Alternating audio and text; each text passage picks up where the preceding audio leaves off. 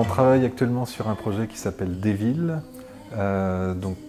Déjà c'est un titre à entrée multiple, DES plus loin VILS, donc des vilains, mais aussi avec l'anglicisme Devil.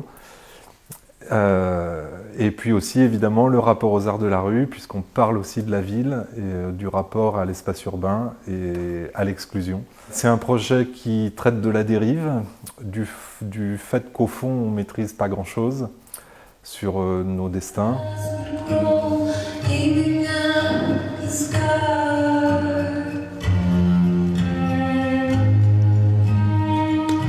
C'est une question qui m'était venue en 2006 au moment de l'installation des tentes par les enfants de Don Quichotte sur le canal Saint-Martin. En 2006, les enfants de Don Quichotte donnent des tentes aux clochards, en installent 200 le long du canal Saint-Martin, des tentes rouges toutes identiques, et il y a un impact médiatique très fort qui fonctionne aussi, à mon avis, sur l'impact visuel, l'impact plastique, et qui devient quasiment une publicité. Ça aurait pu être une publicité pour Decathlon, et en même temps, c'était une manière de sensibiliser au fait qu'il y ait beaucoup de gens dans la société qui sont exclus et qui n'ont pas de logement, quoi. Et là, on se trouve avec un spectacle donc, qui prend place sur la longueur d'une rue, avec un public bifrontal et avec l'idée de travailler sur la rue comme un fleuve aussi. Donc on s'appuie aussi sur un vocabulaire aquatique, partir à la dérive, se noyer dans une goutte d'eau, etc. Des choses qui vont venir alimenter un petit peu comme ça dans les notes d'intention. Le dispositif, c'est 6 interprètes qui figurent des clochards. Ces 6 interprètes sont 4 danseurs, plutôt à consonance hip-hop. Un comédien, un performeur et une présence féminine qui est la présence du verbe et qui est une slameuse. Nous ne sommes pas si nombreux, nous les hommes, à pouvoir vivre sans espoir. Ils vivent mal, ô combien. Ils traversent la vie titubant, claudiquant, à cloche-pied, à genoux, en rampant, mais ils la traversent tout de même. Il y a un danseur qui est plutôt afro-contemporain. Il y a un danseur qui est Krump, donc une danse vraiment venue du ghetto, des États-Unis, qui est une danse très guerrière. Et c'est cet aspect-là qui m'intéressait beaucoup, c'est-à-dire d'avoir aussi quelque chose d'un peu agressif, d'un peu guerrier, comme ça. Puis on parle aussi de la survie, on parle de choses comme ça. Un performeur, donc quelqu'un non plus qui n'a pas peur d'aller se jeter dans les murs et d'être malmené par la vie, malmené par les autres. Un danseur plutôt contemporain, mais qui a beaucoup travaillé avec des chorégraphes hip-hop et qui du coup est très mixte, quoi, très pluridisciplinaire. Et puis un danseur avec qui on avait travaillé sur déjà un projet, qui lui est vraiment danseur hip-hop, breaker, voilà. Mais c'est vrai que ça m'intéressait beaucoup la question de la puissance dans la danse. Et cette danse-là, pour moi, répondait particulièrement aux propos aussi. Et après, la question de la slameuse, c'était plutôt aussi la question de la présence féminine. C'est-à-dire que quand j'ai commencé à développer le projet, et donc avec Karine Carmin, avec qui je dirige la compagnie, on parlait de ça, et une des premières questions qu'elle m'a posées, elle me dit « mais pourquoi il n'y a pas de femmes ?» Alors que dans la rue, il y a des femmes. Et c'est vrai que pour moi, l'archétype du clochard, c'était un homme, et je ne m'étais pas trop posé la question.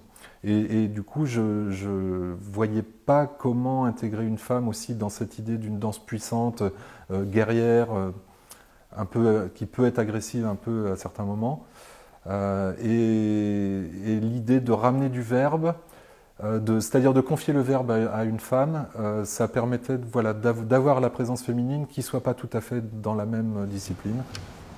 Canard boiteux, bosse en soi, marin d'eau douce, jambe de bois, l'homme de pute. Il n'est pas comme vous. Il boit, il boite. Il ne s'agit pas de faire un spectacle qui sensibilise à la cause SDF. Donc on est vraiment dans une allégorie dansée, quoi, une ellipse, pour parler des choses qui nous questionnent aussi en tant qu'humains, en tant que citoyens, quoi. On n'a pas envie de bousculer les gens, enfin pas frontalement. On a envie de soulever des questions et que la question puisse venir bousculer un moment. Il y a une scène de nudité, par exemple, à un moment, dans le spectacle. Mais ce n'est pas une scène de nudité pour choquer, c'est pour choquer, je veux dire, au premier degré. Dans le propos, tout d'un coup, on a une mise à nu, quoi. Et voilà, qui n'est pas une humiliation, qui est une mise à nu pour consacrer un roi. Et voilà. Et il y a aussi cette question-là qui est dans le spectacle, c'est-à-dire la question d'une société en dehors de la société. Il n'est pas comme vous, il aime dans la boue, derrière une poubelle, dans le wagon de queue du tramway de nuit. Pour moi, le public, c'est la société, et être dans le public, c'est être socialement inséré. Et être dans l'espace de représentation, c'est être donc en dehors du public, en dehors de la société, dans la place de l'exclu. Donc forcément, traitant de ce sujet-là, il y a des moments où c'est fort probable que des interprètes aillent dans le public, tracer des chemins, du coup sortent du cadre de l'exclusion, entre guillemets, pour retourner dans l'insertion, donc l'inclus et l'exclu, quoi. La résidence à l'atelier 231, c'est la première réelle où on va faire de la recherche, passer de la note d'intention à la physicalité, à l'interprétation, aux écritures de texte pour Alice la slameuse.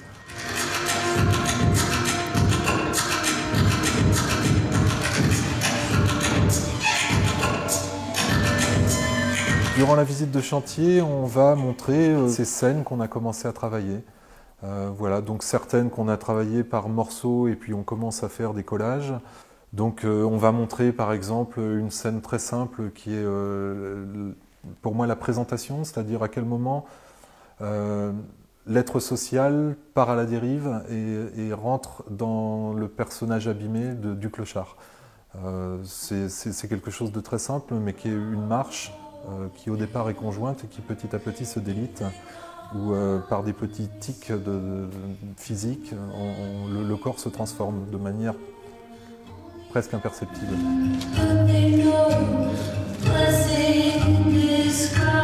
Donc là on est vraiment, prenons l'analogie du croquis par exemple, on est vraiment en train de tracer les grandes lignes, creuser, développer, ou l'analogie de l'architecture.